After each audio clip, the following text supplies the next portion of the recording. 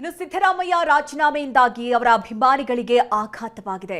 ರಾಜೀನಾಮೆ ನಿರ್ಧಾರದ ಬಳಿಕ ಕಣ್ಣೀರಿಡ್ತಾ ಇದ್ದಾರೆ ಫ್ಯಾನ್ಸ್. ಸಿದ್ದರಾಮಯ್ಯ ಅವರನ್ನ ಸುತ್ತುವರೆದು ಅಭಿಮಾನಿಗಳು ಕಣ್ಣೀರು ಹಾಕ್ತಾ ಇರುವಂತಹ ದೃಶ್ಯಗಳು ಕೂಡ ಕಂಡುಬಂತು ಇವತ್ತು. ಅಂದ್ರೆ ಸಿಎಂ ನಿವಾಸದ ಮುಂದೆ ಅಭಿಮಾನಿಗಳು ಕಣ್ಣೀರು ಹಾಕಿದ್ರು.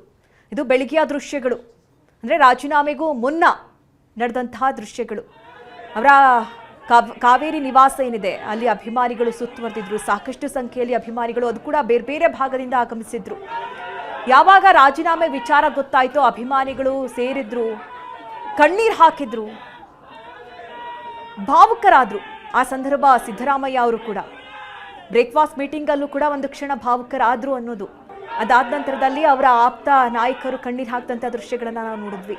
ಅದಾದ್ಮೇಲೆ ಅಭಿಮಾನಿಗಳು ಬೇರೆ ಬೇರೆ ಭಾಗದಿಂದ ಬಂದು ಆಗಮಿಸಿ ಸಿದ್ದರಾಮಯ್ಯ ಅವರ ಮುಂದೆ ನಿಂತು ಅವರನ್ನ ಸುತ್ತುವರೆದು ರಾಜೀನಾಮೆ ಕೊಡಬೇಡಿ ಅನ್ನುವಂತಹ ವಿಚಾರದ ಜೊತೆಯಲ್ಲಿ ಕಣ್ಣೀರು ಹಾಕಿದಂತಹ ದೃಶ್ಯಗಳು ಕೂಡ ಕಂಡುಬಂತು. ಇವತ್ತು ಹಲವು ಘಟನೆಗಳು ಭಾವುಕ ಕ್ಷಣಕ್ಕೆ ಸಾಕ್ಷಿಯಾದಂಥದನ್ನ ನಾವು ನೋಡಿದ್ವಿ.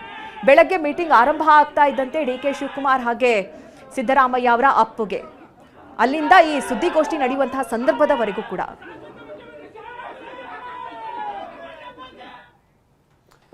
ಹೀಗೆ ಅವರ ಅಭಿಮಾನಿಗಳು, ಇದೆಲ್ಲ ನಿರೀಕ್ಷಿತ. ಯಾಕಂದ್ರೆ ಇಷ್ಟೊಂದು ಸುದೀರ್ಘವಾಗಿ ರಾಜಕೀಯದಲ್ಲಿರುವಂತಹ ಒಬ್ಬ ವ್ಯಕ್ತಿ ಆ ರಾಜಕೀಯದಿಂದ ನಿವೃತ್ತಿ ಆಗ್ತಾ ಇದ್ದಾರೆ ಅಂತ ಅಂದ್ರೆ, ಅಥವಾ ಹುದ್ದೆಯಿಂದ ಕೆಳಗಿಳಿತಾ ಇದ್ದಾರೆ ಅಂತ ಅಂದ್ರೆ, ಅವರ ಅಭಿಮಾನಿಗಳು ಎಲ್ಲ ರಸ್ತೆಗೆ ಬರೋದು, ಅವ್ರ ಪರವಾಗಿ ಘೋಷಣೆ ಕೂಗೋದು, ಇದೆಲ್ಲ ರಾಜ್ಯ ರಾಜಕಾರಣದಲ್ಲಂತೂ ಒಂದು ರೀತಿ ಮಾಮೂಲಿ ಸಂಗತಿನೇ.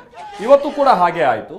ಒಂದು ಹಂತದಲ್ಲಿ ಭೈರತಿ ಸುರೇಶ್ ಅವರು ಮುಖ್ಯಮಂತ್ರಿಗಳನ್ನ ಕೂರಿಸ್ಕೊಂಡು ತಮ್ಮ ಕಾರ್ನಲ್ಲಿ ಅವರೇ ಡ್ರೈವಿಂಗ್ ಮಾಡ್ಕೊಂಡು ಹೋಗುವಂತ ಸಂದರ್ಭದಲ್ಲಿ ಅವ್ರ ಕಾರಿಗೆ ಅಡ್ಡಲಾಗಿ ಬೀಳ್ತಾರೆ ಒಬ್ಬರು ವ್ಯಕ್ತಿ.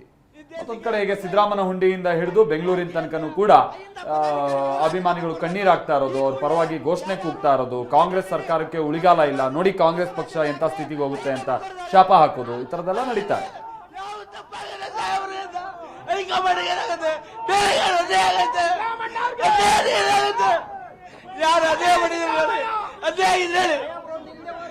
ಯಾವದೇ ಆಗಿತ್ತು, ಯಾರದೇ ಬಡಿದ್ರು, ಸಾಬ್ರದೇ ಬಡಿದ್ರು, ಏನ್ ತೊಂದರೆ ಆಗಿದೆಯಾ?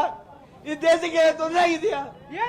ಯಾಕೆ ಅಲ್ಲಿಂದ ಪದಾಧಿಕಾರಿಗಳು ರಾಜೀನಾಮೆ ಕೊಡಬೇಕು. ಈ ಕೂಡಲೇ ಯಾರ್ಯಾರು ಮುಖಂಡರು